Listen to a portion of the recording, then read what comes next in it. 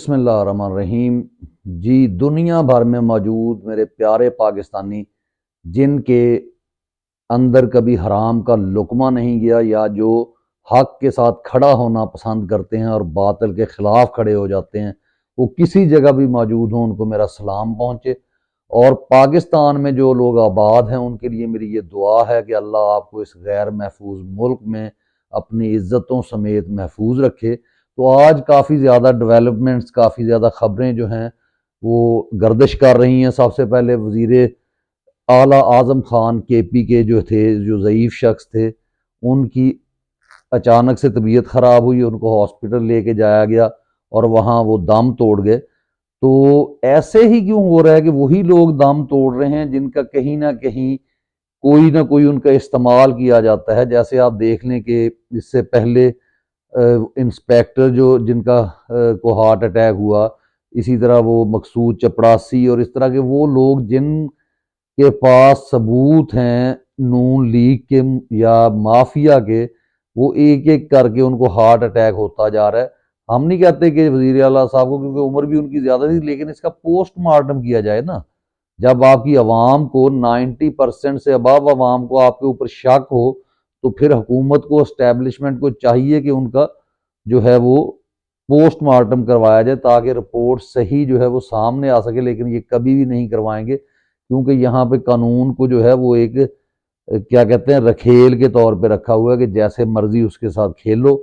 और उसके साथ साथ जो है आरफ अलवी साहब, वो इंतहाई गैर मतनाज़ा शख्सियत बनते जा रहे हैं।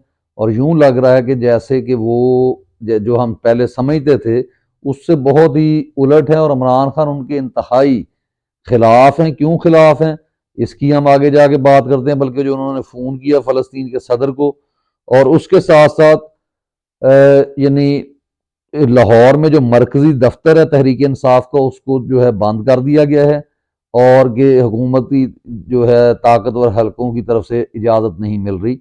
और कराची का जलसा जो है उसकी भी इजाज़त नहीं दी जा रही, उसको भी मनसूख किया जा रहा है। तो आरफ अलवी साहब क्या कर रहे हैं? इन तमाम बातों के पीछे कौन है? वो यानी बैठ कर सिर्फ सदारत के मजे ले रहे हैं या कुछ और भी कर रहे हैं? और इसके साथ साथ एहतसाब अदालत ने जो है वो जो है कोशिश कर रही है कि एहतसाब अदालत, पहले तो असासे तमाम जो मुंजमद असासे थे, जब्त किए हुए थे नवाज शरीफ के, वो बहाल कर दिए हैं। और जितनी तेजी से एवन फील्ड के और अल अजीजिया के केसेस को चलाया जा रहा है, तो वहां पे भी उनको क्लीन चिट देने की कोशिश की जा रही है। यानी उनको ऐसे किया जैसे जा रहा है कि जैसे दूध का धुला शख्स जो है आपके सामने लाया जाएगा और पूरी अवाम उसको मान लेगी।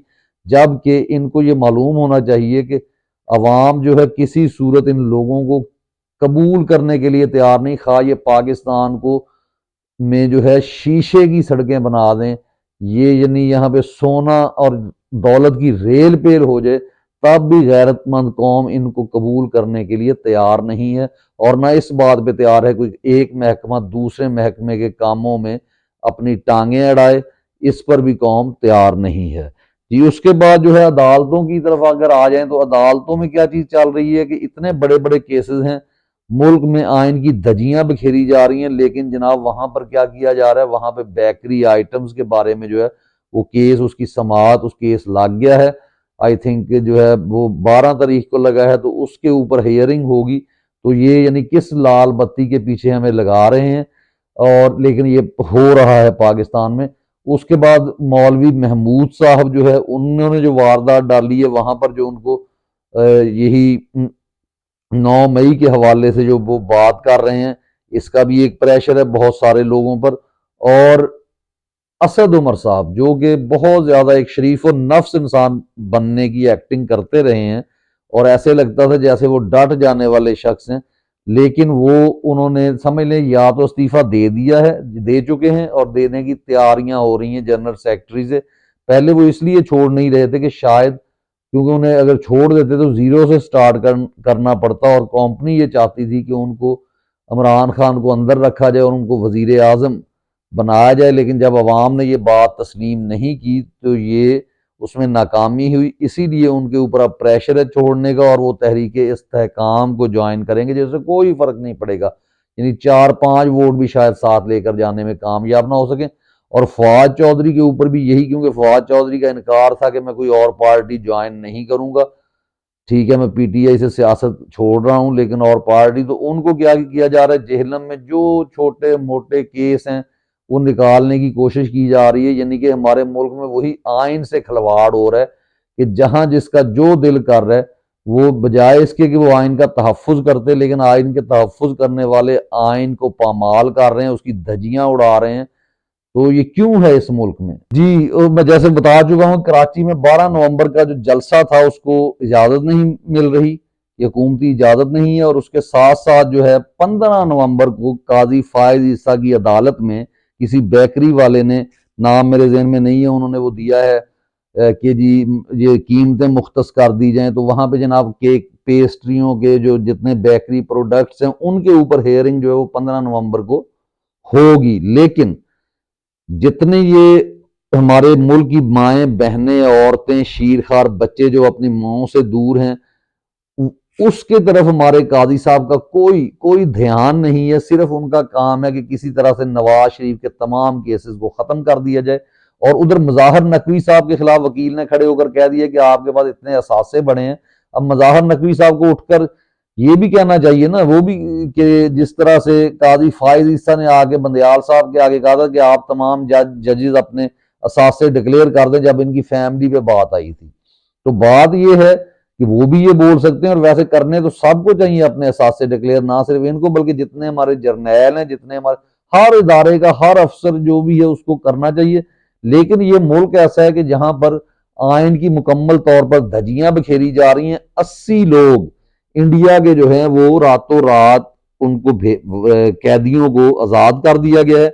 लेकिन वो लोग जो तहरीक इंसाफ से, अब हमारे मुल्क में इंसाफ तो है ही नहीं, सिर्फ तहरीक इंसाफ रह गई है, तो उसके जो लोग हैं उनको जनाब उसी तरह कैदोबंद की सऊबतें काटनी पड़ रही हैं। उसमें नौजवान हैं, उसमें बच्चियां हैं, उसमें छोटे बच्चे हैं, उसमें औरतें हैं, माएँ हैं, और ऐसे शीरखार बच्चे बेचारे घरों में बिलक रहे हैं जिनकी माओं को जेलों में डाला गया है।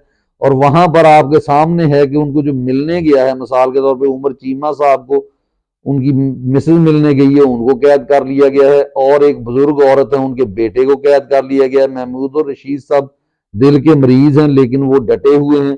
तो ये वो लोग हैं, ये ताज़ा हवा का झोंका है जहां हमें मायूसी, ये हमारे मुल्क में मायूसी फैलाना चाह रहे हैं कि किसी तरह मायूसी फैल जाए और लोग कहें कि इमरान खान अगर नहीं है तो वोट, इमरान खान तो होगा, उसको माइनस नहीं कर सकते। तो हम जो है इस बात पे आ जाएंगे कि हम जो है लोग जो है वो मायूस हो गए, वोट ही डालने ना है।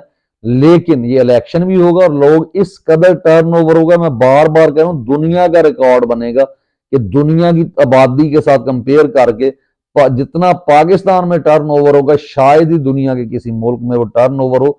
इस पे आप कायम रहिएगा, क्योंकि आप हक के साथ खड़े होने वालों में अगर हैं तो हक के साथ ही आप खड़े हो जाएं, ना कि जो है। और इसके बाद हम आरफ अलवी साहब की जो वारदात है वो इंतहाई, जिसको कहते हैं कि फेयर वेदर फ्रेंड जो है इमरान खान के फसली बटेरे निकले इमरान खान साहब को, उन पर बहुत गुस्सा भी है।